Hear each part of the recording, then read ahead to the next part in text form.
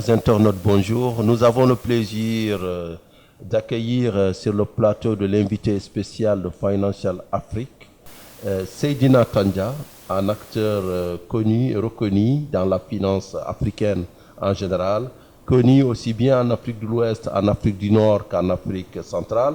Et nous allons parler aujourd'hui de l'actualité africaine d'une manière générale. Et tout de suite, Amblé, d'abord Seydina, bonjour. Bonjour Adama, j'aime bien comme vous prononcez mon nom, Tandja, ce qui dénote mes origines mauritaniennes que nous partageons. Exactement, Tandja de Kayedi, je dis. Voilà, c'est ça. Effectivement. Donc, Seydina Tandja, d'emblée, on parle beaucoup de l'Afrique comme nouvelle frontière de l'investissement. Au vu des résultats de ce premier semestre 2016, ou bien même de ces 9 premiers mois de 2016, est-ce que cette réputation n'est pas surfaite? Adama, vous touchez à une question fondamentale pour l'Afrique. Je vais faire un raisonnement en miroir. D'une part, l'on constate que l'Afrique est en train d'engager le dividende démographique. 1. 2. Qu'on nous dit que l'Afrique sera le grenier du monde. 3. Qu'on nous dit que les ressources minières, minérales en Afrique sont les plus importantes au monde. 4. Qu'on nous dit que les grands enjeux, notamment les enjeux écologiques, ne seront pas résolus aussi longtemps que l'Afrique n'y aura pas contribué. OK? Et enfin, qu'on nous dit que nous sommes le fast most growing middle class in the world. La région du monde dans laquelle la classe moyenne évolue le plus rapidement. Alors, quand on prend ces 5 éléments et qu'on met en miroir le déficit énergétique, le déficit en matière d'infrastructure, le déficit en matière de gouvernance, le déficit en matière de responsabilité politique, on se dit qu'il y a un problème qu'il faut bien régler à un moment ou un autre. Alors, votre question, c'est de me dire, est-ce que ce n'est pas surfait? Exactement. Alors, moi, ma réponse sera, comment ce miroir de ces 2 éléments que je viens de décrire vont se connecter dans le long terme pour produire les résultats bons pour l'Afrique? Voilà ma réponse. Alors, parce que tout simplement, le premier semestre 2016 est plutôt difficile. Vous êtes une agence de notation et vous avez ressenti ce choc. Le Congo qui a fait défaut. Le Ghana qui a reporté l'émission de son eurobond parce que les taux d'intérêt qu'on lui proposait sont très élevés. Et la Côte d'Ivoire. Et la Côte d'Ivoire qui est toujours notée dans un palier qui correspond peut-être à l'Afrique subsaharienne. Non, mais alors vous en venez à ce qui nous a conduit à encourager ces États depuis longtemps à émettre en monnaie nationale et à adopter une échelle nationale. Vous savez, au début, ce n'était pas facile de faire passer ce message. On a beaucoup étudié la structure de la dette de ces pays. On a dit, mais pourquoi allez-vous emprunter un eurobond? Ne serait-il pas plus rationnel, plus logique de développer votre marché local et d'émettre en monnaie nationale? Les gens, tout le monde a... Mais vous voyez, et je vous avais promis il y a 3 ans, c'est vrai ou c'est faux? Tout à fait, je me rappelle très bien. Qu'on en arriverait là. Les tendances n'étaient pas les mêmes il y a 3 ans. Ouais. On en arriverait là. On en arrive peut-être à la raison. Et je pense, et je souhaite que cela se poursuive. Voilà. Alors, il y a une autre question dans la vôtre qui est importante, c'est-à-dire dans quelle mesure ces États, ces emprunteurs sur le plan international ont une crédibilité telle et versent une prime de risque telle qu'ils peuvent attirer des investisseurs, et dans quelle mesure on peut trouver une alternative. Vaste question. Et je pense que nous en viendrons réellement à cela dans les années à venir. Pour développer nos marchés financiers, il faudrait que l'investissement en Afrique se fasse d'abord par les Africains et que les investisseurs internationaux pénètrent à travers nos marchés financiers pour apporter leur contribution, parce que nous avons besoin de tout le monde. Quand on considère l'épargne africaine, elle seule, elle ne suffit pas pour résorber nos besoins. Nous avons besoin des investisseurs internationaux, mais le canal est important. Et nous devons, par notre sérieux, par la qualité de notre gouvernance, par la qualité de notre travail, notamment en évaluation du risque, créer un canal qui puisse inspirer confiance aux investisseurs internationaux pour qu'ils viennent contribuer au développement de l'Afrique. Alors, je rebondis sur la première question. Oui. Le Congo a fait défaut. Est-ce que c'est un bon ou mauvais... Bon, c'est forcément un mauvais signal, mais est-ce que ça ne va pas impacter toutes les notes et les évaluations souveraines de l'Afrique dite subsaharienne? Alors, précisons bien, il s'agit du Congo-Brazzaville. Exactement. C'est le Congo B. Vous savez quelle est la situation politique dans ce pays. Or, vous savez, il n'y a pas de miracle. Lorsqu'on n'a pas la stabilité politique, la stabilité macroéconomique, une gouvernance reliable à laquelle on peut se fier. Fiable. Fiable, merci. Il arrive des événements tels que cela. Nous ne notons pas le Congo pour le moment. Je ne peux pas donc trop m'avancer sur les raisons du défaut, ainsi que sur les perspectives du pays. Mais si j'ai une chose à dire, et qui est valable pour tous les pays d'Afrique où nous agissons, du Maroc en Centrafrique, c'est une chose certaine. C'est que, comme j'ai l'habitude de le dire, il n'y a pas plus pauvre que le riche qui l'ignore. Et que ce qui fait la différence dans nos zones, c'est réellement la gouvernance. Quand il y a une faiblesse au niveau de la stabilité macroéconomique, la stabilité politique, évidemment, ça se traduit par des événements malheureux comme ça, alors que le Congo n'aurait pas dû faire dépôt. Vous savez, le Congo prête de l'argent aujourd'hui à la Côte d'Ivoire. Et même le Congo prête de l'argent aujourd'hui à d'autres pays. Non seulement le Congo prête de l'argent à la Côte d'Ivoire, mais le Congo, c'est l'un des premiers et des plus importants contributeurs au Fonds Afrique 50. Voilà, ce qui démontre ce que nous avons mis en place depuis toujours pour surpondérer dans nos méthodologies, je vous ai expliqué ça, les éléments qualitatifs des éléments quantitatifs.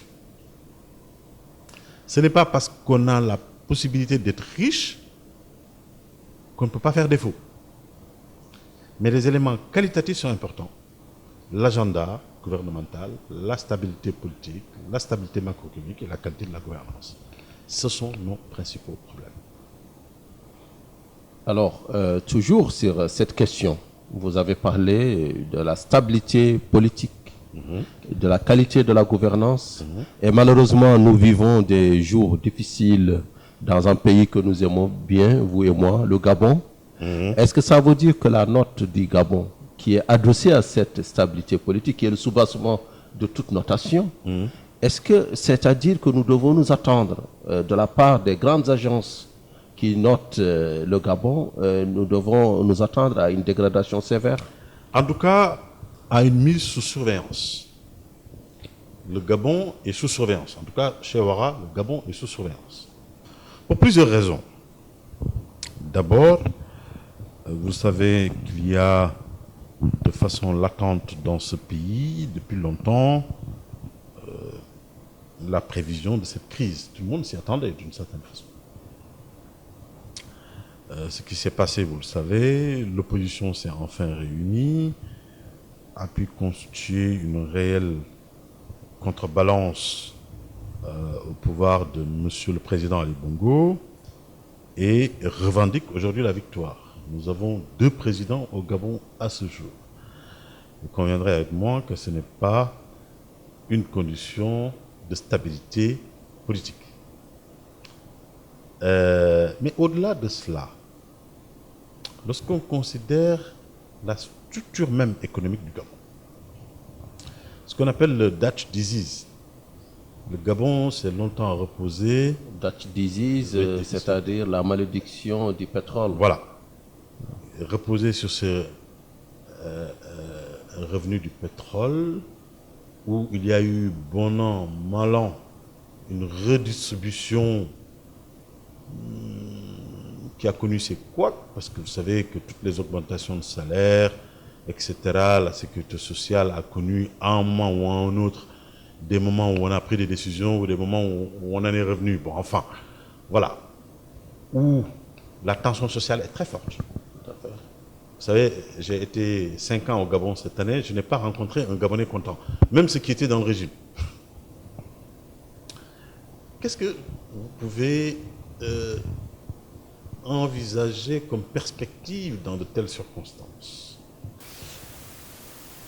Au fond de moi-même, j'espère en tout cas que ceux que nous n'avons pas entendus jusqu'à présent, c'est-à-dire l'Union africaine, prendra ses responsabilités. Alors, juste pour vous préciser que l'Union africaine a effectivement produit un communiqué dans lequel il est dit que les 2 parties doivent s'asseoir, dialoguer et trouver une solution. Ceci dit, je préfère plutôt cette solution à la solution internationale qui, à mon avis, et de manière unilatérale, soutient un seul des protagonistes. Je suis contre l'ingérence aussi en Afrique. Moi, je voudrais entre pas, parenthèses. Moi, on referme la parenthèse et on revient sur la note. D'accord.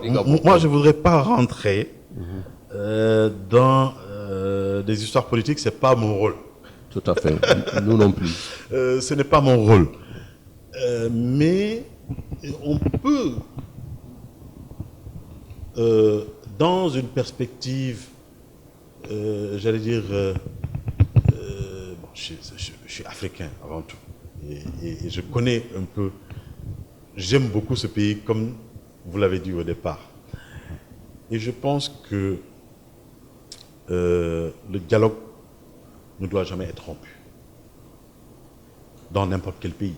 C'est valable pour tous les pays au monde. Le dialogue ne doit jamais être rompu. Cependant, il faut que les bases du dialogue soient construites, qu'elles soient légitimes et qu'on ait une volonté d'aboutir. Je n'ai pas l'impression qu'en ce moment ce soit le cas au Gabon, et c'est ce qui me fait peur. Donc ça veut dire que le Gabon, tout comme le Congo, on vient d'en parler, comporte des signes d'affaiblissement futur de la note. Moi, je ne me prononce pas sur la notation. Vous savez, effectivement. Je suis un investisseur, j'ai investi dans une agence de notation, mais par respect pour les analystes de Ouara, je ne vais jamais me substituer à leur place pour dire comment il faut noter un pays ou une entreprise, quelle qu'elle soit. Je ne me mêle jamais de ces affaires. Ce n'est pas mon rôle. D'accord. Mais quand même, les signaux sont plutôt... poussent au pessimisme, je dirais. Enfin, en termes d'évaluation du risque Gabon. Mais ne soyons jamais pessimistes. En termes d'évaluation du risque Gabon. Cher ami, ne soyons jamais pessimistes. L'Afrique a des ressorts extraordinaires. C'est la confiance que j'ai en mon continent, c'est la confiance que j'ai en l'Afrique. Ça, c'est une donnée essentielle. D'accord, mais dans ce tour d'horizon de la rentrée... Il y a des passes difficiles. Oui. Et dans des passes difficiles, chacun il doit y mettre du sien pour faire avancer les choses. Moi, c'est comme ça que je le vois. Mais je ne vais pas conjecturer un avenir qui soit pessimiste. Non. Dans ce pays, les gens seront condamnés à se parler, à s'entendre, à se comprendre et à continuer de vivre en paix et en prospérité. Je souhaite que ce chemin se fasse le plus rapidement possible. C'est tout. Exactement. Alors, le Gabon comme le Congo font partie de la zone CEMAC, Oui. où il y a aussi le Tchad, la Guinée équatoriale et la Centrafrique, plus le Cameroun. Quel regard global portez-vous en tant qu'analyste, je dirais, en tant qu'économiste, en tant qu'aussi agence de notation, quelle analyse globale, quel éclaircissement pourriez-vous nous faire sur cette zone qui cristallise aujourd'hui toutes les attentions? Il y a 7 questions dans votre question. Il y en a 7. Parce que allez-y, si on considère les pays il y aurait beaucoup à redire sur chacun d'entre eux. Effectivement. Bon, vous savez que la Guinée équatoriale vient de sortir d'élection. Oui, avec une réélection du président Nguema. Vous savez comment a abouti la crise centrafricaine. Oui. Vous savez quelle est la situation statique du Cameroun. Effectivement. Vous savez le Gabon qui vient d'aller. Vous savez comment le Tchad aussi qui sort d'élection. Effectivement. Comment ça s'est Le passé. Vous président savez aussi comment le Déby Congo a été Vous savez réélu. aussi comment le Congo s'est passé. Et la RDC voisine aussi, qui n'est pas membre de la CEMAC, mais qui voilà, fait partie il y a un pays très important, de ce bassin du Congo. très important. Effectivement. Alors je vais vous livrer mon sentiment global pour avoir parcouru tous ces pays cette année. C'est une frustration. C'est de me dire, voilà, en réalité, des pays qui sont susceptibles d'être le moteur de l'Afrique. Oui. Par les richesses de leur sous-sol. Par les richesses de leur sous-sol, mais aussi par la qualité des hommes. Parce que ce sont les hommes qui font la différence. Ce sont les hommes qui font la différence. Adam Smith. Oui, Adam Smith, mais aussi une expérience personnelle en tant qu'entrepreneur.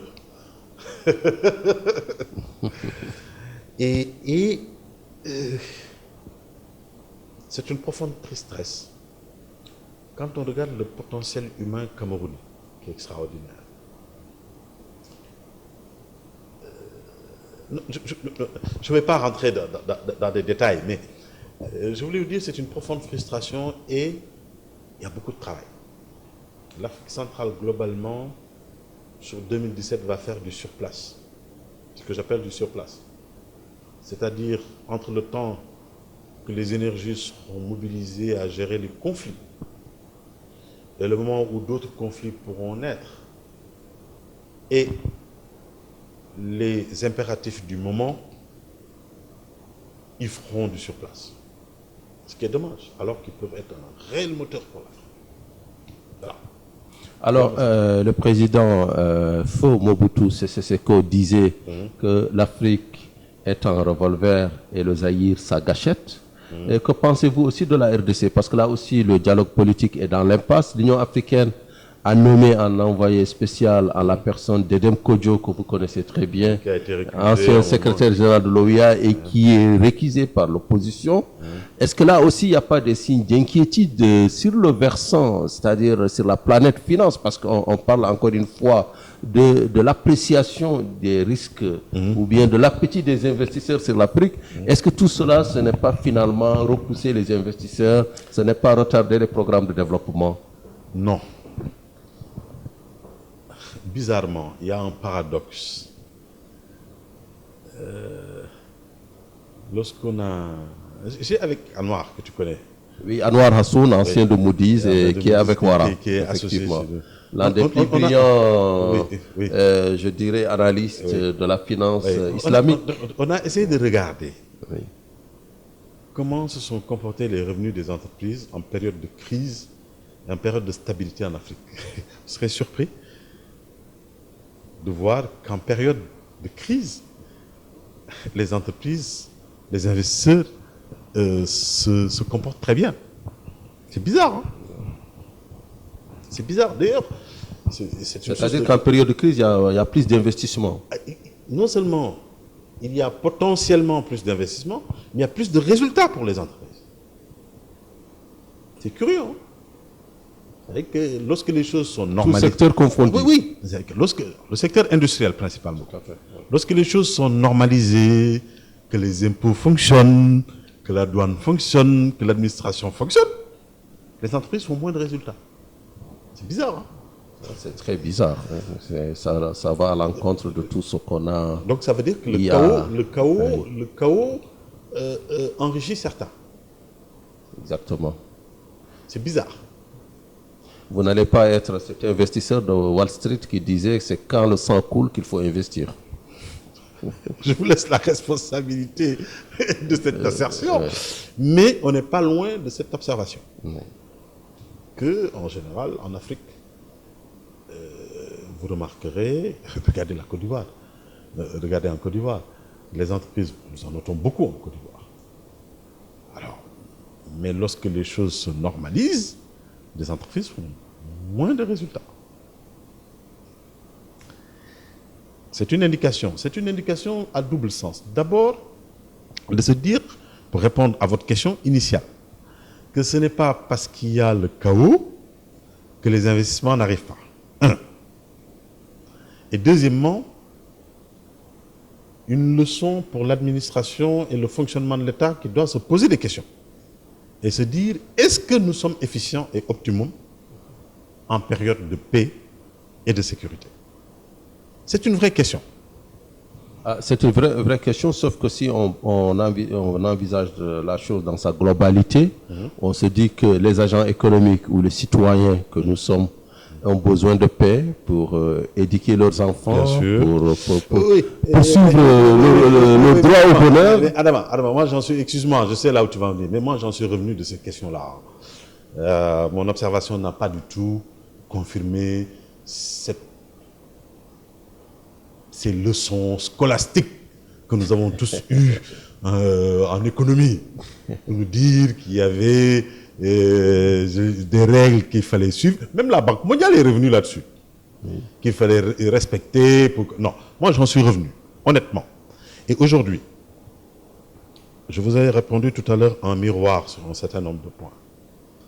Mais je vais poser une autre question.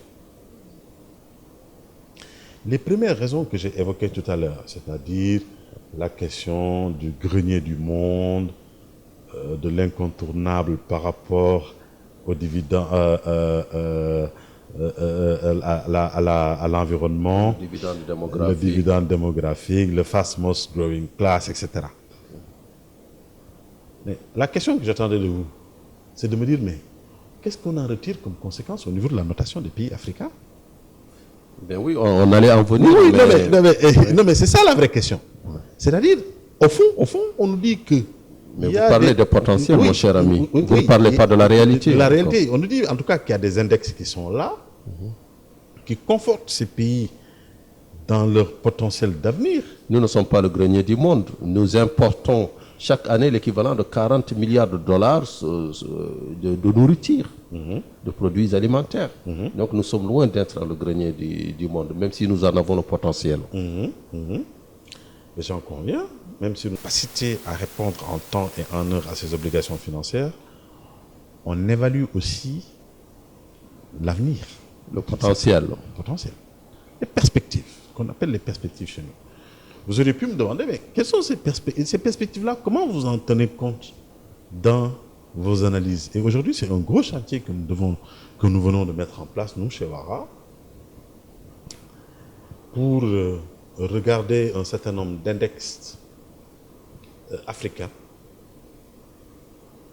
qui permettent de situer la réalité. Vous savez que depuis hier, vous regardez dans Financial Times, votre confrère, ce sont les économies émergentes qui gouvernent le monde d'une certaine façon, depuis hier. Et quelle est la conséquence sur le risque de crédit des pays émergents? Et c'est dans cet exercice-là que nous sommes en train de réfléchir aujourd'hui pour renouveler nos méthodologies de 2016 et pour en tenir compte, parce que nous pensons qu'il y a là, et dans l'interstice dans lequel nous nous trouvons aujourd'hui dans le monde, un chantier que nous devons affronter en tout cas. Oui, tout à fait. Moi, je vais être scolastique. Malheureusement, je vais reprendre là où on avait laissé cette discussion très intéressante, c'est-à-dire l'Afrique centrale, puisqu'on a parlé de la CEMAC. Donc, je crois comprendre que vous dites que oui, ce n'est pas, il faut être optimiste. Oui. Quid alors de l'IOMOA, l'Union économique et monétaire ouest-africaine, qui est la sœur jumelle de la CEMAC? Oui. Alors, l'UOMOA se porte bien. Il y a eu beaucoup de raisons de douter, hein. Mais l'UOMOA, globalement, les pays que nous y notons, il y a encore les menaces, notamment les menaces djihadistes au Niger, au Mali. Burkina Faso. Un peu au Burkina, que nous considérons comme des menaces qu'il faut traiter et bien traiter. Vous savez, dans ces pays, nous avons une dominante agro-industrielle. Et globalement, ça se comporte bien. Certaines crises ci ou là, mais globalement, nous pensons que la situation se présente bien. Il n'y a pas de raison sur le moyen long terme de douter de la capacité de ceux qui tiennent l'économie de la zone d'avancer. Mon souci, il est au niveau, comme je le répète assez souvent, du rythme. Je dis bien le rythme et la volonté des gouvernants de continuer les réformes. Il ne s'agit pas simplement de la volonté, mais il s'agit du rythme. À quel rythme nous allons? Mais alors, chaque pays a des spécificités sur lesquelles il faut insister. Au Sénégal, c'est d'abord l'éducation. Curieusement, vous me direz, mais qu'est-ce que l'éducation a à faire? C'est d'abord l'éducation. L'éducation a été pendant longtemps un des fers de lance du Sénégal. Oui. Vous savez comment comptent les Sénégalais de l'étranger depuis quelques années par leur expatriation dans les revenus que nous en retirons. J'ai froid dans le dos lorsque je regarde la façon dont le gouvernement et les syndicats dialoguent. J'ai froid dans le dos. Ça me fait peur. C'est une situation qu'il faut assainir, apaiser, renforcer pour aller de l'avant. C'est une de nos principales richesses. J'insiste là-dessus, c'est une de nos principales richesses. Et l'un des principaux risques que je vois pour le Sénégal, c'est une rupture de la cohésion sociale par l'éducation nationale. Il faut y mettre de l'effort, de l'intelligence, de la volonté et de la générosité pour avancer. Bon, restent les autres débats politiques classiques au Sénégal, mais ça, la classe politique a une... Alors, quand vous dites que c'est l'éducation qui est le moteur du Sénégal, moi je préférerais dire oui, c'est l'éducation, et dans l'éducation, je monte d'un cran, je dis ce sont les services d'une manière générale, les services financiers, les services à valeur ajoutée, et je dirais que le Sénégal doit être un hub de traitement des données pour un pays agro-industriel comme la Côte d'Ivoire. Je dois dire aussi que le Sénégal a le potentiel pour être, avec peut-être d'autres pays de l'UEMOA, l'Inde, de la France et de la francophonie, sachant qu'il y a beaucoup de diplômés chômeurs au Sénégal qui peuvent être recyclés dans les outsourcing, dans l'offshoring, etc.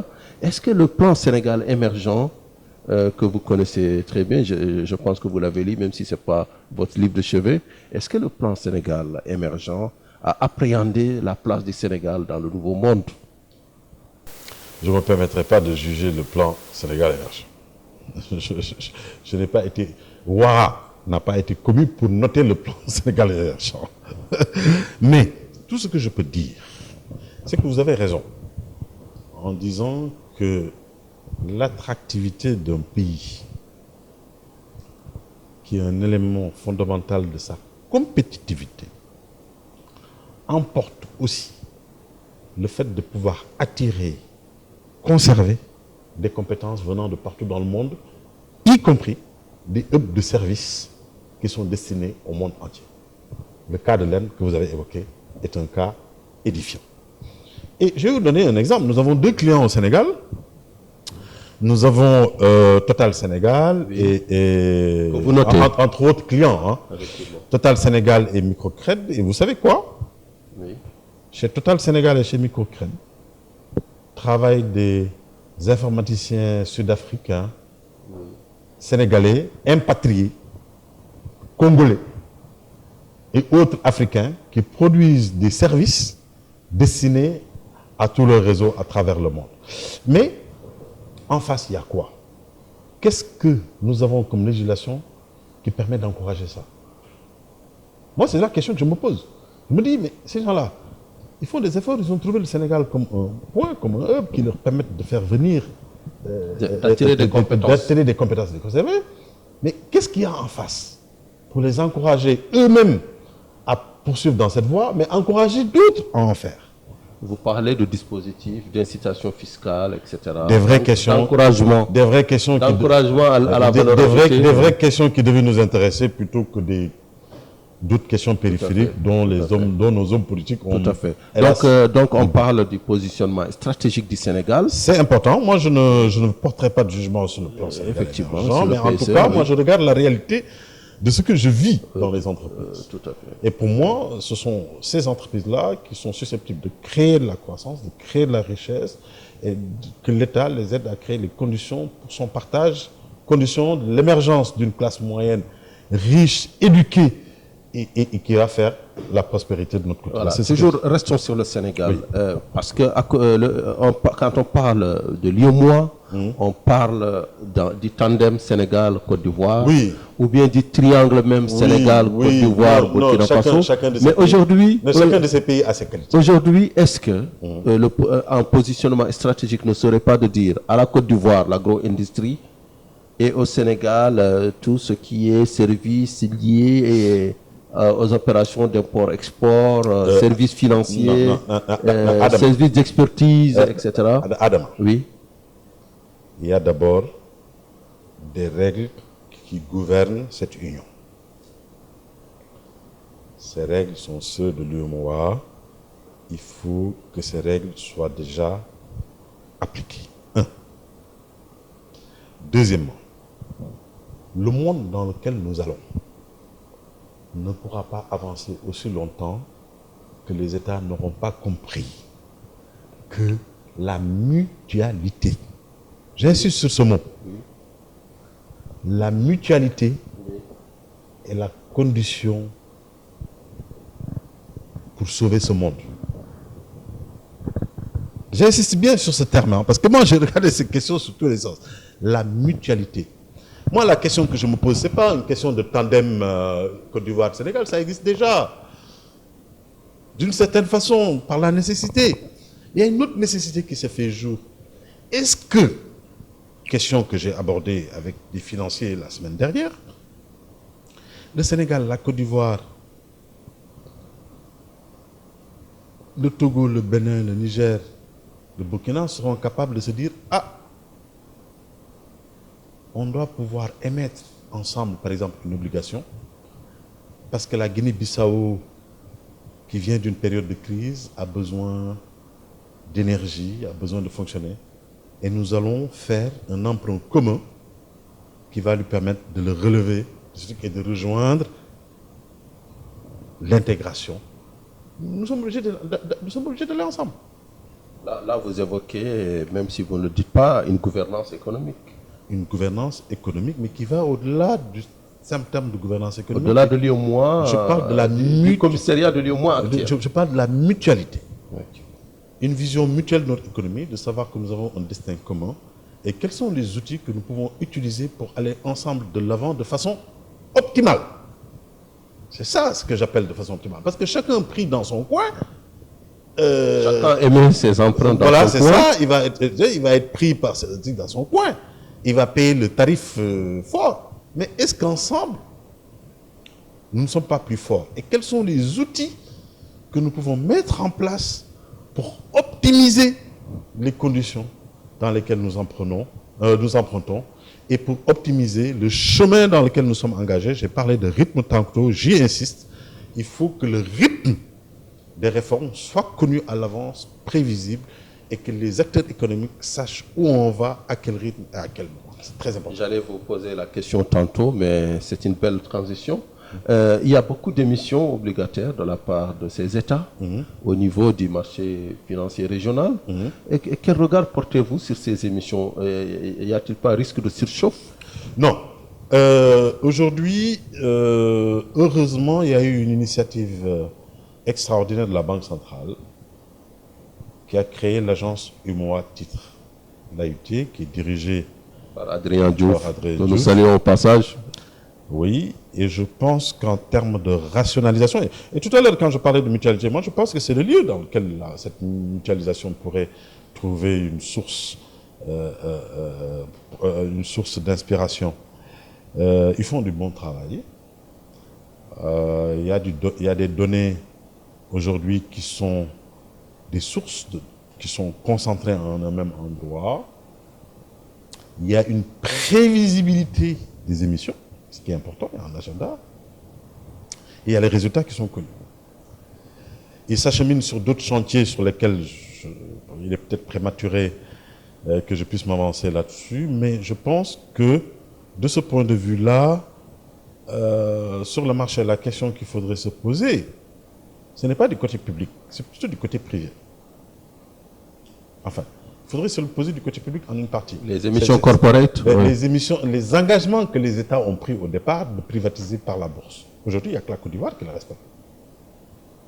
Oui, il n'y a que la Côte d'Ivoire qui le respecte. BIAO va passer une partie de son capital en bourse. La CIB a déjà fait. La CIB va le faire, il y aura l'édition. Il y a Sucre Ivoire qui va le faire. Il n'y a que la Côte d'Ivoire qui respecte aujourd'hui cet engagement sur le marché. Il faut quand même le dire. Tous les autres États privatisent en douce, en tête-à-tête avec des investisseurs, mais ne recourent pas au marché financier. La Côte d'Ivoire, en tout cas de Ouattara, si je puis dire, respecte cet engagement. Il faudrait aussi que tous les autres États respectent les engagements qu'ils ont pris, parce que l'engagement, au départ, c'était que les privatisations allaient se faire par le marché. OK? Et ça, c'est un élément important. Comme je l'ai dit, je le répète souvent, je vais y revenir. Il est anormal au Sénégal qu'il y ait des entreprises minières, qu'il y ait des entreprises qui gèrent des péages, des autoroutes, qu'il y ait des entreprises qui remportent de gros marchés publics et qui ne partagent pas une partie de ces revenus avec les Sénégalais. Parce que les Sénégalais doivent le savoir, ce n'est pas avec leur salaire d'aujourd'hui qu'ils vont pouvoir se soigner demain, donner les meilleures éducations à leurs enfants, et épargner et pour avoir une bonne fin de vie. C'est ça l'enjeu. Et c'est l'enjeu aussi de la création d'une classe moyenne sénégalaise susceptible de nous mener à l'émergence. Moi, c'est ce que je regarde. On ne peut pas se dire qu'on va créer une classe, qu'on va être émergent s'il n'y a pas une classe moyenne, s'il n'y a pas ce noyau de classe moyenne qui met son épargne dans des titres d'État ou dans des titres de société nationale ou qui exploite ce que nous faisons toujours. Nous buvons de l'eau toujours, nous buvons l'électricité, nous empruntons les routes. Le Sénégal produit des ressources qui sont vendues à l'étranger, mais ces ressources-là, une partie doit en revenir aux Sénégalais. C'est tout à fait légitime. Tout à fait. Et c'est comme ça qu'ils pourront se soigner, envoyer leurs enfants à l'école, et qu'on aura créé une classe moyenne qui va hisser le Sénégal au niveau du pays émergent. Moi, c'est ce que je regarde. C'est quelque part un hommage que vous rendez à la Sonatel. Je pense que c'est une belle expérience. Oui, c'était un précurseur, mais on n'a pas poursuivi le modèle. Vous savez, le Sénégal, c'est ça notre problème. Nous donnons l'exemple, mais ensuite, on dévie vite. Exactement. Mais vous restez la première démocratie de l'UEMOA et de l'Afrique, non? Moi, je ne préfère pas créer de rangs de cette sorte. Je ne vais pas... L'autosatisfaction, tu me connais, Adama, ce n'est pas mon truc. Il y a eu quand même 2 alternances en moins de 15 ans. Oui, d'accord. Mais l'autosatisfaction n'est pas mon truc. C'est pas, je ne m'autoflagelle pas en me disant tout le... Moi, je regarde les défis à venir. Et un homme responsable, quelqu'un qui aime son pays, qui aime son continent, mon devoir est de toujours dire, nous pouvons faire mieux. Voilà.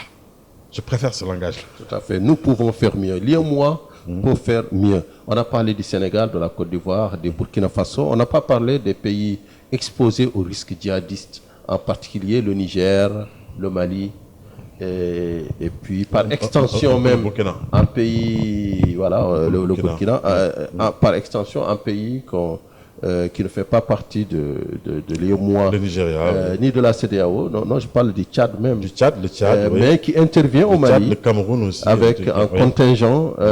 On n'a pas parlé aussi du Nigeria, qui est la puissance Oui. de Adama, la si tu CEDEAO. veux, Oui.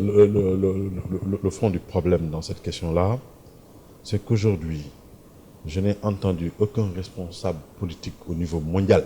Oui. Aucun. À moins que tu le saches, avant moi, me proposer une solution dans ce cas-là. Que ce soit en Afrique, en Asie, en Europe ou dans les théâtres d'opération.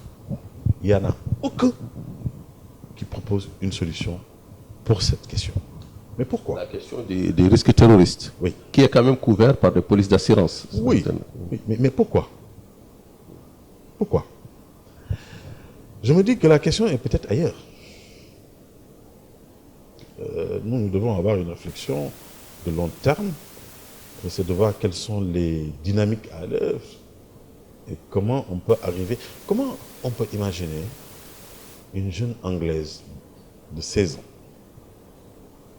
vivant dans l'une des plus grandes démocraties au monde, dans les pays les plus prospères au monde, décider de prendre la route, d'aller en Syrie pour aller s'exposer ou aller tuer des gens.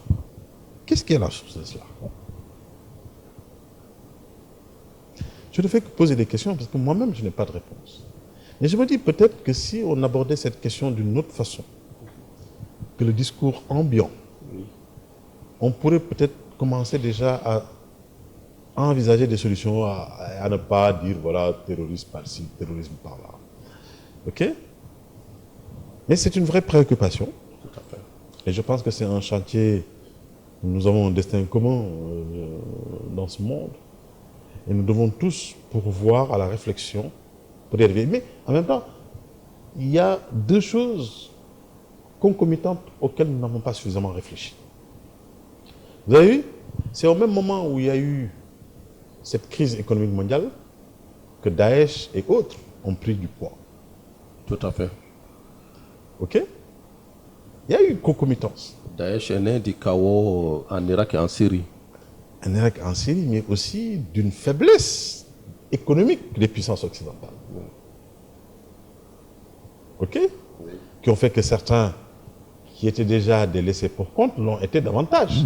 Oui. Donc tout ça est à mettre en perspective. Je crois qu'il faut y réfléchir et essayer de trouver une solution qui soit une solution qui est d'une réflexion plus globale, la place des religions dans le monde, dans les systèmes politiques, du respect. Parce que ça aussi, c'est très important. Regardez la campagne électorale américaine, regardez un peu ce qui se passe en France aujourd'hui. Alors vous parlez de la religion, vous parlez du respect. Est-ce que ce n'est pas tout simplement, on revient encore à la notation, on revient à un terme que vous avez utilisé, la qualité de la gouvernance des institutions publiques. Est-ce que la gestion de la diversité, notamment linguistique, culturelle et ethnique, ne doit pas être aujourd'hui une priorité pour les États africains, sachant que partout, quand on a des élections, il suffit d'observer un peu, il y a quand même polarisations ethniques dans les élections. Oui. Tous les pays ne sont pas logés à la même enseigne. À la même enseigne, bien sûr, heureusement. OK. Il y a évidemment des sources confligènes d'ordre ethnique, religieux et linguistique. Comme au Mali. Dans certains pays que nous connaissons. Ça doit être des chantiers de tous les instants, mais encore une fois, tu as raison de le dire, la hauteur et la qualité de la gouvernance peuvent résorber ces sources confligènes et apporter des solutions viables. D'accord. Donc, on est toujours dans ce tour d'horizon sur l'Afrique. Parlons maintenant du Maghreb. Le Maghreb qui est quand même un pôle de développement, un pôle intégré aussi, peut-être le pôle le plus intégré à l'économie monde. Peut-être à l'économie occidentale. Depuis très longtemps, à l'économie occidentale. En elle-même, le Maghreb, Non. Maghreb en lui-même n'est pas intégré. On ne parle pas des relations intermaghrébines. Des relations avec l'Europe. Ok, d'accord. Les relations intermaghrébines, c'est autre chose. Maintenant, comment voyez-vous le Maghreb à moyen terme? Bon, vous savez, nous avons un pays majeur, enfin, Maghreb par extension, nous y associons l'Égypte. L'Afrique du Nord, alors. Oui, Parlons de parce que l'Afrique du Nord. notre filiale North Africa Research Agency intègre l'Égypte, le Maroc, la Tunisie et la Mauritanie. Et la Libye aussi. Et la Libye, mais la Libye est un cas à part. Alors, Maghreb, Égypte, c'est un géant d'Afrique. Aujourd'hui, normalement, l'Égypte aurait dû être la plus grande économie africaine à côté de l'Afrique du Sud. La population est là. Et du Nigeria. Oui, et du Nigeria. Mais bon, mais l'Égypte au-delà, parce qu'il y a de la technologie. Tout à fait. La technologie en Égypte. Tout à fait. Ok. Et il y a une puissance militaire aussi qui est là. Et, mais vous connaissez les aléas de ce pays qui font que nous pensons qu'il a encore 10 années à se remettre de la période des frères musulmans et de l'armée qui, reprenant le pouvoir, ne va pas de sitôt lâcher ses rênes pour libérer l'énergie. Ce pays, moi, l'Égypte, je le regarde comme un pays où il y a une énergie contrainte. Contrainte par la géopolitique, par les accords du camp David, par la géopolitique, par la Palestine, par l'armée. Et ce qu'il faudrait, c'est de libérer cette énergie. Ce n'est pas une question évidente. Et je n'aimerais pas être à la place aujourd'hui du général. Effectivement.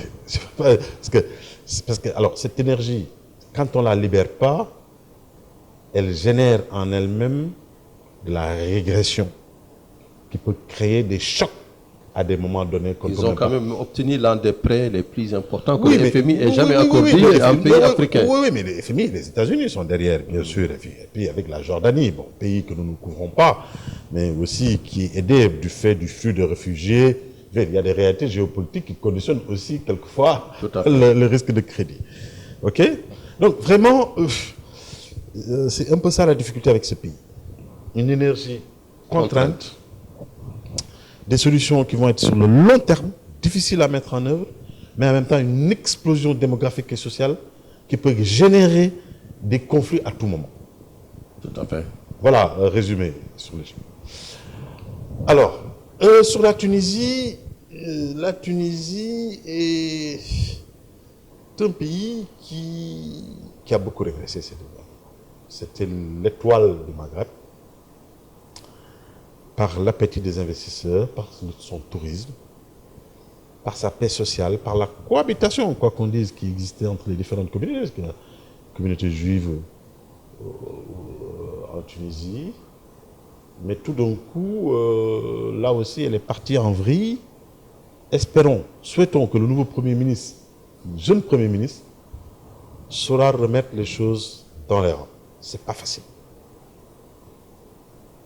C'est pas facile, mais ce qui nous rassure, c'est qu'elle bénéficie de soutien important au niveau international, parce qu'il y a certains pays, certaines puissances qui en ont fait un point de stabilité dans le Maghreb qui peut servir de base pour le reste. D'ailleurs, en termes de soutien, nous avons vu que la Tunisie a émis dernièrement un emprunt garanti par l'Amérique. Oui. Et ils ont levé de l'argent. La Banque mondiale, oui. Voilà, ils ont levé de l'argent à un taux qui défie toute concurrence. Oui. À moins de 2%. Oui. Alors que le Ghana a voulu lever un montant peut-être 10 fois moins et on lui a proposé 11%. Mais Adama, qu'est-ce qui se passe? Adama, c'était, si vous vous souvenez bien, l'intervention que j'ai eue lors du Forum de la francophonie. À Dakar, l'OIF. Dakar.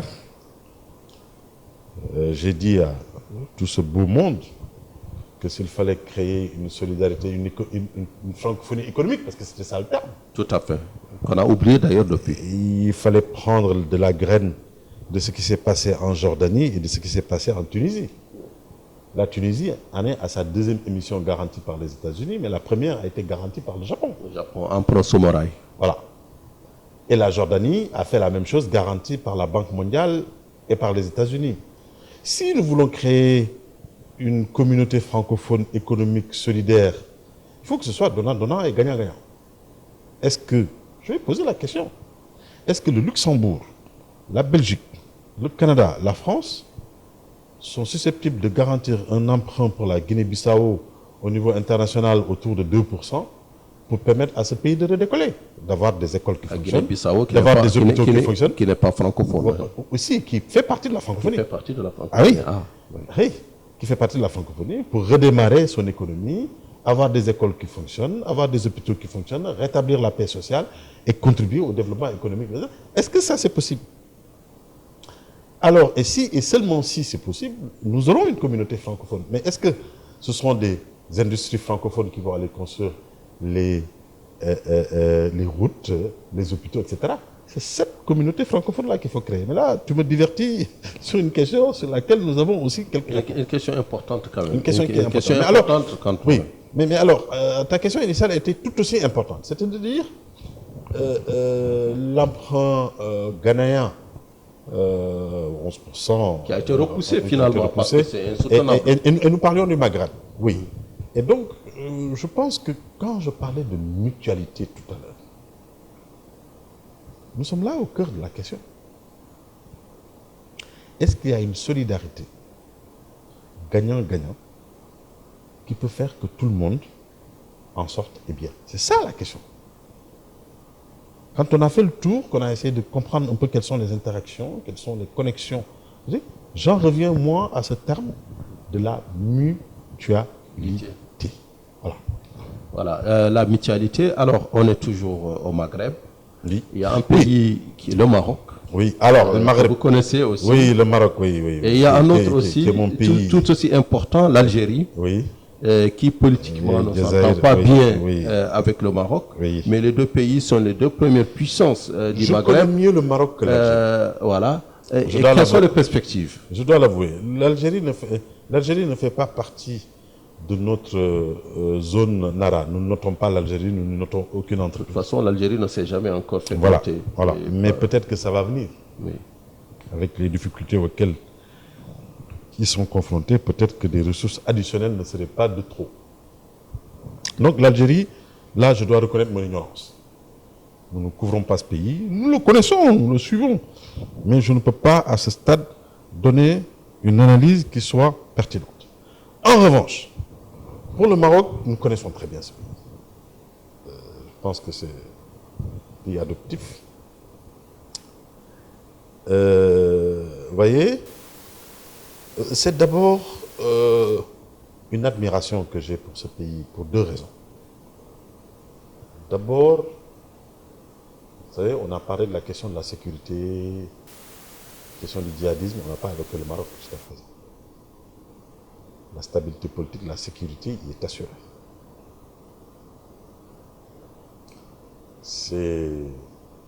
Je me demande comment ils font et combien de temps ça va durer. Pour dire que ça dure. Voilà.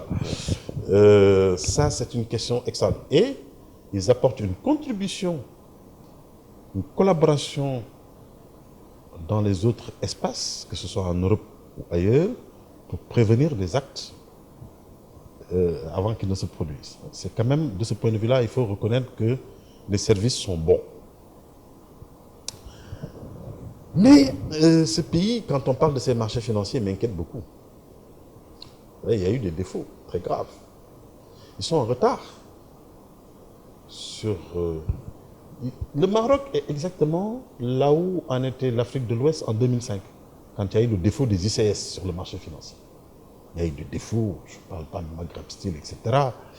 Et il y a un certain archaïsme au niveau du marché financier, pourtant le plus vieux d'Afrique, le marché financier marocain de 1929. 1929, oui. Qu'ils auraient pu dépasser. Mais Adama, vous connaissez le Maroc comme moi.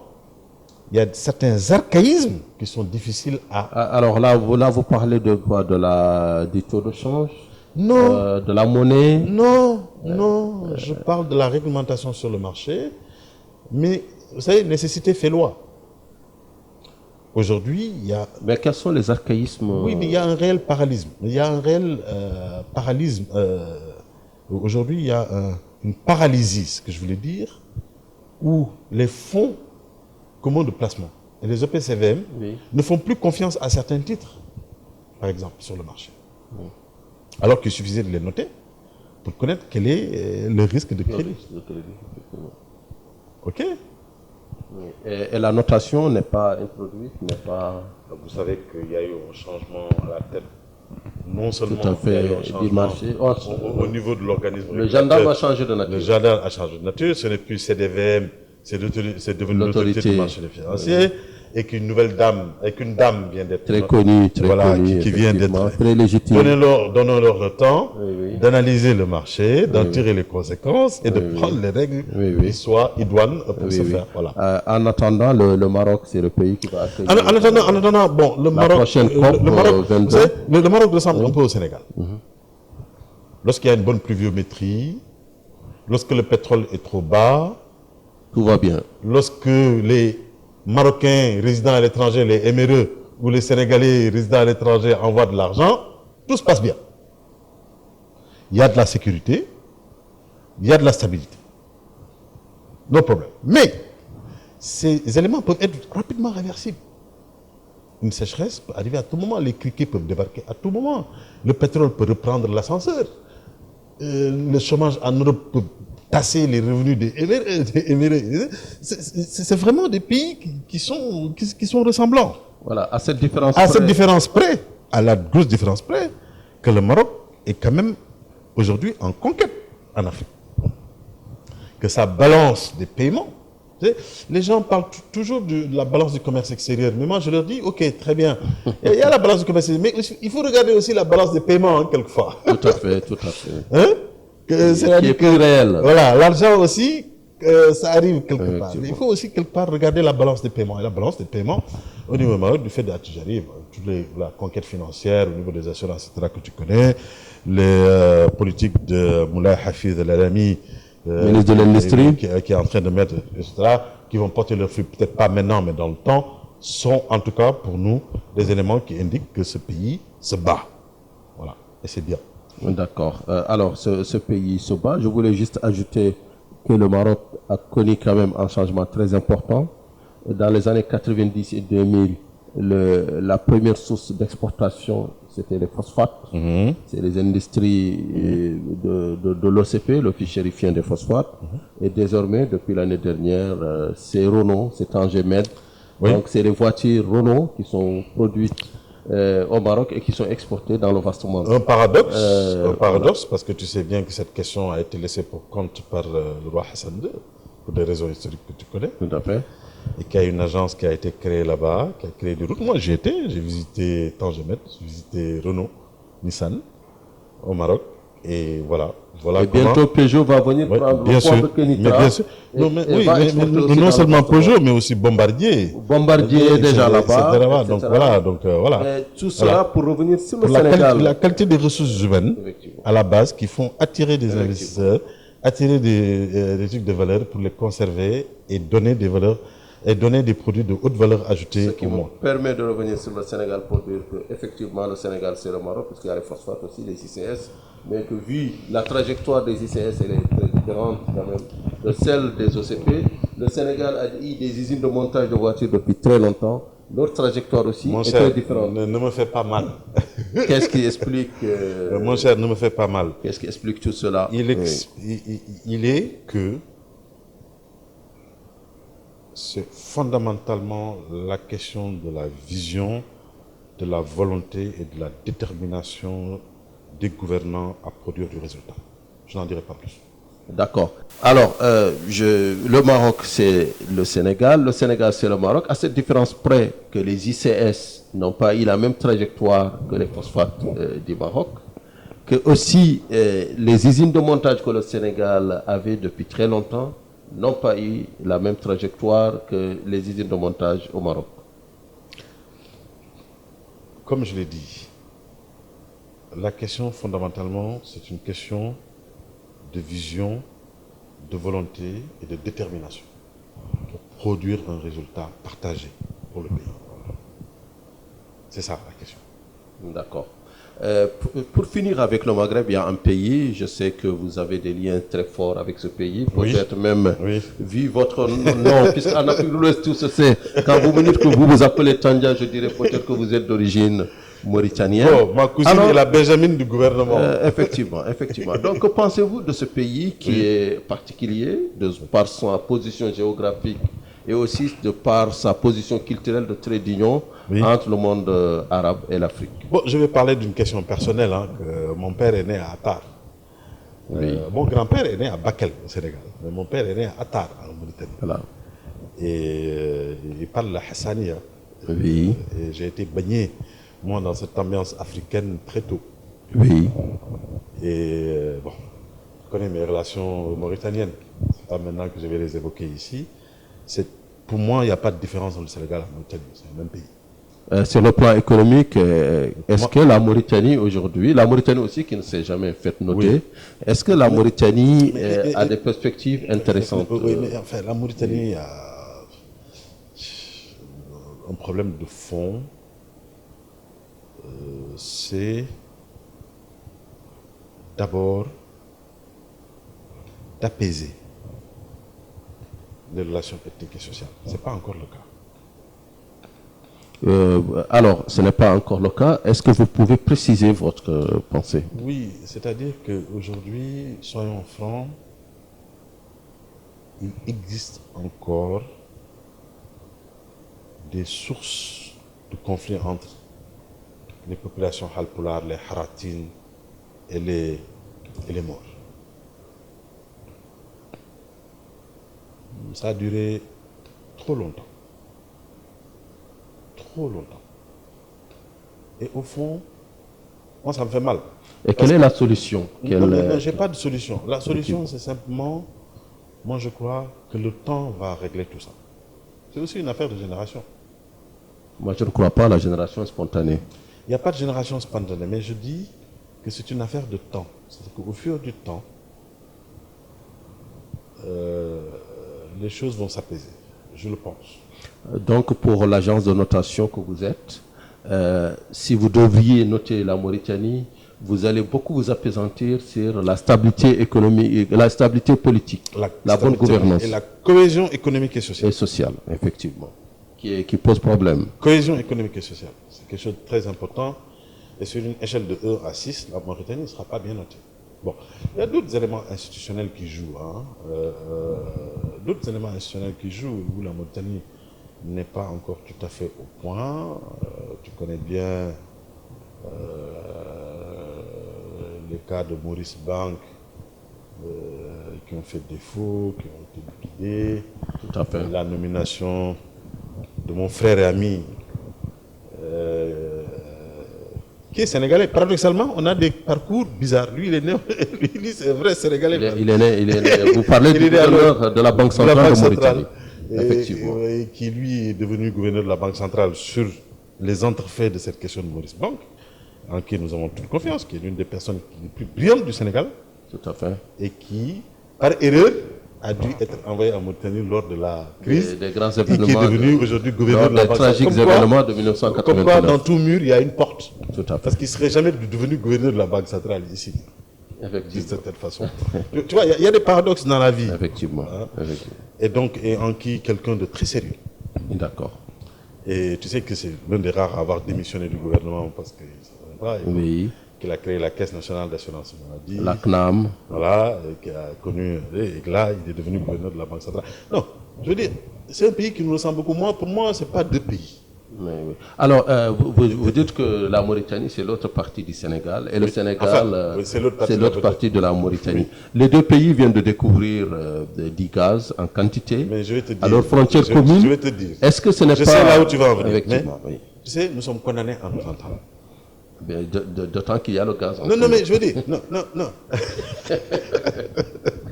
Non, tu sais, il y aura beaucoup de palabres, on va beaucoup parler, Oui. mais nous serons condamnés à nous entendre. Voilà. Ça, c'est ce que je sais. Condamné à créer des Émirats, peut-être une alliance très forte. En tout cas, j'espère que ce sera dans l'intérêt de nos populations respectives qui en ont besoin, et surtout de cette rive du fleuve Sénégal qui doit être l'une des plus prospères au monde compte tenu de Le nouveau Jourdain. Voilà. Voilà. C'est le terme, je Voilà. pense. Et cette rive du fleuve Sénégal doit être l'une des plus prospères au monde et elle en a les moyens. Si toutefois, Sénégal et Mauritanie, de bonne foi, nous nous donnons la main, nous disons, Il est temps il de est temps d'aller de l'avant. fermer la page des années sombres. Tout à fait. Alors, dans ce tour d'horizon intéressant sur l'Afrique, on a parlé de l'Afrique centrale, de l'Afrique de l'Ouest, de l'Afrique du Nord. Il nous reste à parler maintenant de l'Afrique de l'Est et de l'Afrique australe. Et pour là, il y a des pays comme le Rwanda, je pense, qui constituent un modèle, même si le président Kagame, invoquant peut-être la spécificité africaine, s'est offert un troisième mandat.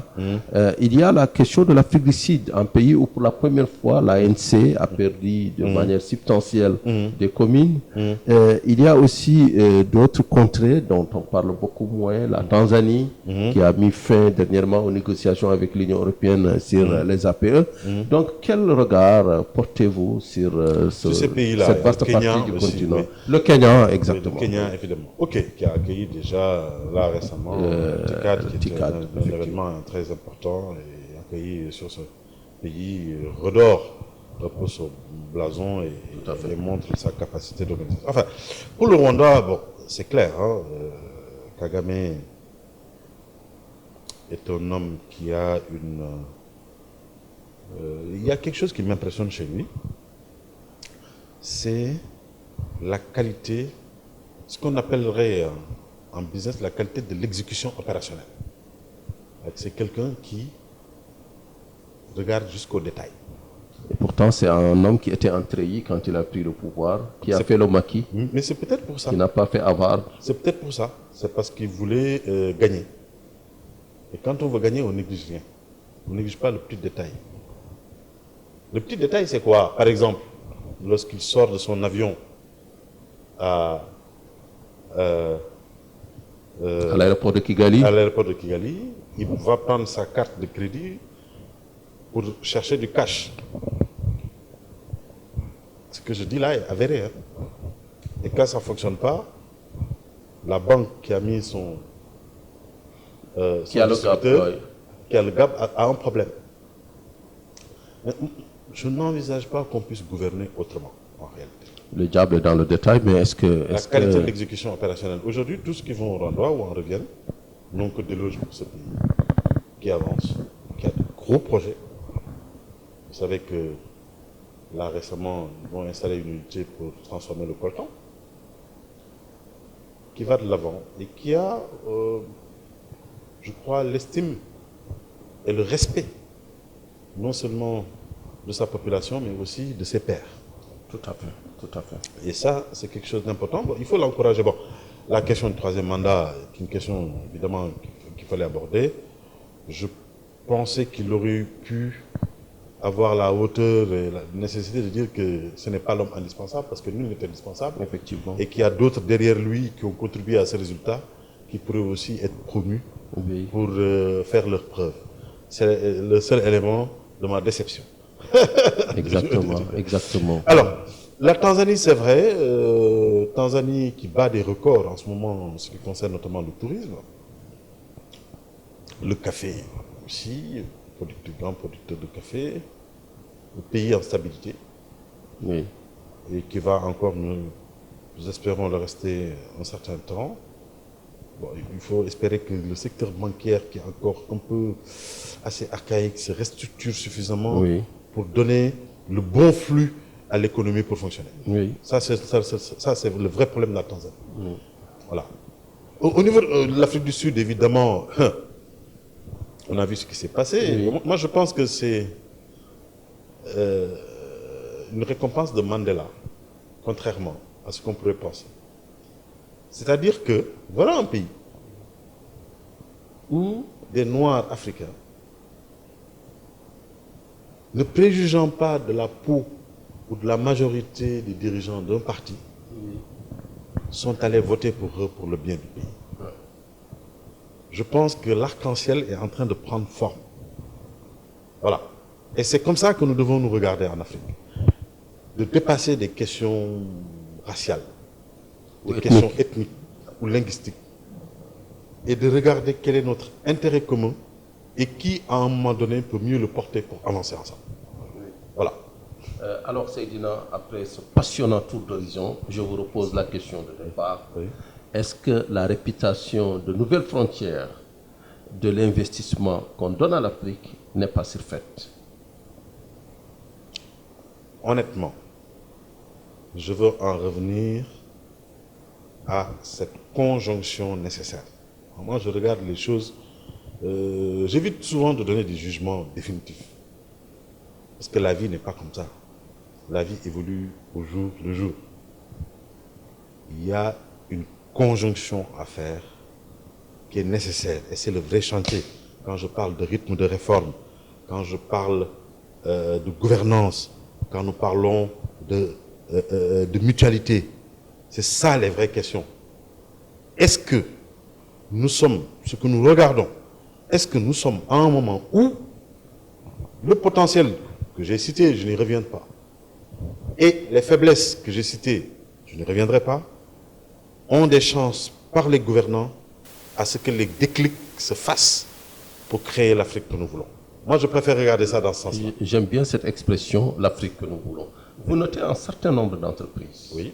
C'est la question de la fin. Pouvez-vous nous parler de ces entités que vous notez? Comment elles se comportent? Peut-être la réponse que nous n'avons pas eue dans les perspectives macroéconomiques, nous les aurons dans les perspectives microéconomiques. Alors, ces entreprises, globalement, alors il y a plusieurs pays. Ce serait difficile de les reprendre toutes. Ces entreprises, globalement, se portent bien. À ce jour, nous en avons upgradé une, Oui. qui est Filtisac, qui appartient au groupe Agacan. Oui. J'hésite à dire que nous les aimons bien, mais bon, il y a des raisons pour lesquelles nous les aimons bien. Oui. En tout cas, c'était la soucoupe de la BRVM l'année dernière. Il y a eu une augmentation phénoménale de ce titre. Et on est frustré de ne pas y avoir investi. Non, mais parce que d'abord, comme je l'ai dit, c'est la qualité des hommes. Le groupe Aga Khan Fund for Economic Development n'a jamais laissé tomber une seule de ses filiales ou que ce soit. Ils peuvent perdre de l'argent pendant des années, mais ils ne laissent jamais tomber leur entreprise ou leurs hommes. Ça, c'est la première qualité. Comme je l'ai dit, la gouvernance, la qualité des hommes, c'est le top numéro 1 de la notation. À qui on a affaire? On sait que Aga Khan Fund for Economic Development ne laissera jamais tomber une de ces entreprises. Surtout lorsqu'elle est dirigée par des gens brillants, qui ont fait leurs preuves et qui produisent du résultat. Je veux parler, sans la citer, de Mamadou Silla de IPS et de Ibrahim Charles Amadou de Filtisac. Ils ont entrepris des chantiers pour nous qui font sens. Je veux dire, dans la structure de notre métier, il y a des choses qui font sens. Lorsque on contracte son BFR comme ils l'ont fait, lorsqu'ils renégocient leurs sources d'approvisionnement en optimisant, choses comme ils l'ont fait, vraiment, c'est séduisant. Et quand ça produit du résultat tangible, on ne peut pas faire autrement que de leur dire chapeau. Et aujourd'hui, tous les financiers se bousculent pour leur prêter à des taux qui sont les plus compétitifs du marché. Je ne vais pas les énoncer, mais demandez-leur. Interrogez-les. Dites-leur à combien ils empruntaient avant qu'on les note et à combien ils empruntent aujourd'hui. Donc la notation est bénéfique. Enfin, vous savez, moi, j'aime pas me jeter des fleurs. Voilà, donc j'aime que les autres disent... On ne va pas vous les jeter. Non. J'aime que les autres disent ce qu'ils vivent. C'est la meilleure façon de faire. Effectivement, c'est une question de finance. C'est une question de finance. Il faut toujours que chacun soit dans son rôle. Que eux disent l'expérience qu'ils ont vécue et qu'est-ce que ça leur apporte. Mais ensuite, alors il y a autre chose. Il y a évidemment, nous avons fait de nouvelles entrées, comme CITAB, qui est Investment Grade, Imperial Tobacco. Nous avons aussi nos clients traditionnels, SAPH, qui malgré une passe difficile, elle aussi a engagé un chantier de réduction de ses coûts, de maîtrise de ses charges. Donc SAPH est exposé sur les veillants, c'est ça? Oui, c'est ça. Pour contenir les moments durs, parce que c'est une question de cycle. Hein. Tout à fait. Hein, il y a un cycle pour tous les produits, ils sont dans une phase difficile, mais ils résistent bien et nous aimons ça. Nous aimons les voir adopter des mesures qui garantissent la pérennité. Vous avez aussi Total Sénégal. Oui, Total Sénégal qui maintient sa note. Nous avons aussi Microcred que nous avons rentré cette année. Je pense la première entité de voilà, microcrédit qui est Investment Green. Nous avons Coris qui va arriver en bourse. Le groupe Coris Bank. Oui, nous avons Onatel aussi qui maintient sa note. Alors, est-ce que Coris arrive en bourse ou bien c'est... Oui, je crois qu'Idrissa a une volonté ferme d'y arriver. Mais Idrissa Nassa est un homme très avisé. Il va y arriver au bon moment. Oui. Parce que dans le rapport que vous avez émis, il est dit d'ici la fin de l'année. Donc, oui, d'ici la fin de l'année. Mais vous savez, on disait ça, je crois le rapport est sorti en mois de mars ou avril. Oui. Bon, les circonstances ont pu évoluer. Et comme je les connais, c'est des gens avisés qui ne vont pas tenir un agenda pour le tenir, mais qui vont y arriver au bon moment. Oui. Et je ne doute pas de la part d'Idrissa, qui a pris la parole d'ailleurs, tu le sais, tout à fait, de choisir le bon moment pour arriver sur le marché. Ça, je ne doute pas qu'il fera le bon choix. D'accord, donc on fait confiance à son frère. Oui. Et la toute dernière question pour refermer cet entretien intéressant. Je vous remercie pour votre temps. Tout le plaisir. Pour moi. Alors la toute dernière question, elle s'adresse au monde. Nous avons, avec 1750, la grande révolution industrielle qui a changé beaucoup de choses et qui a envoyé beaucoup de nos parents d'ailleurs au-delà des mers parce qu'il y a eu une accélération de la machine économique mondiale. Aujourd'hui, on vit une nouvelle transition. Le climat s'invite dans tous les modèles économiques et on se rend compte que l'énergie fossile n'est pas aussi rentable que cela paraissait, peut-être il y a 2 siècles, 3 siècles. Est-ce que l'Afrique est préparée à la transition énergétique? Non. Partout où nous sommes allés, c'est une question que nous avons évaluée. Nous en sommes encore à rattraper un déficit consumériste. C'est-à-dire à faire de telle sorte que nous ayons moins de délestage et les kilowattheures suffisants que les gens puissent, pour maintenir la paix sociale. Nous en sommes encore loin. Alors même, et c'est ça le paradoxe, nous avons un potentiel énorme de ce point de vue. Ça, c'est un vaste chantier. Oui. Oui, nous avons un potentiel énorme. Il y a de plus en plus d'usines ou de centrales solaires qui mais sont... au même moment, nous avons du charbon, par exemple, au Sénégal. Au même moment, nous avons un projet de charbon. Au même moment, par exemple, le Sénégal fait du charbon. Oui. Au même moment, les gens se réjouissent de découvertes de pétrole et de gaz. Effectivement. Etc. Peut-être c'est le mix, la vérité. Alors, le futur est dans le mix énergétique. Alors, ça, c'est la vérité. C'est-à-dire que, en réalité, pendant encore quelques années, pour tous ces pays en transition et en émergence, le coût de l'électricité sera déterminé par le mix énergétique. Sachant que nous allons partir de l'hydroélectrique qui est le moins cher aux énergies fossiles qui sont les plus chères, donc au thermique globalement qui est le plus cher. Mais entre-temps, comment la technologie va évoluer pour améliorer le rendement des énergies nouvelles et renouvelables qui pourront s'adjoindre à l'hydroélectrique pour compenser le coût du reste, c'est ça la vraie question. Ouais. Très intéressant, c'est ça très la question. Passionnant. Seydina Tandja comme fondateur de l'Empire du Ghana, c'est ça, effectivement, c'est un Soninké, comme tout Soninké qui se respecte, qui est conservateur, fidèle à ses... conservateur dans le bon sens, fidèle à ses racines. Donc, mesdames et messieurs les internautes, nous avons été très enchantés d'interroger Seydina Tandja sur les perspectives économiques et financières de l'Afrique dans sa globalité. Il nous a donné des réponses qui, j'espère, vous ont éclairé sur cette Afrique-là, la marche de l'Afrique. Nous vous donnons rendez-vous prochainement encore pour de nouveaux entretiens. Seydina Tandja, merci. Si Merci. vous avez un mot à Non, mais nos internautes. je voudrais, pour ceux qui arriveront au terme de cette vidéo, espérer n'avoir pas été trop ennuyeux, vous demander de nous envoyer toutes les questions que vous voudrez sur tous les points qui vous intéressent. Parce que c'est ça notre métier, c'est d'échanger avec les investisseurs, d'échanger avec ceux qui s'intéressent au marché, à l'avenir de Vous l'Afrique. pouvez peut-être donner votre email ou Oui, bon, un nous le mettrons contact, en recherchant sur voilà, Internet, vous les trouverez. on va l'afficher. Et donc, ce sera en tout cas un plaisir d'échanger avec tout le monde sur ces questions-là pour vous apporter nos vues et puis continuer d'échanger avec vous. Merci beaucoup, Adama, et puis Merci bon courage. et Je à sais que bientôt. le métier est difficile. Oui. Et puis bonne réussite. Merci beaucoup. Merci. Merci, à bientôt. Merci.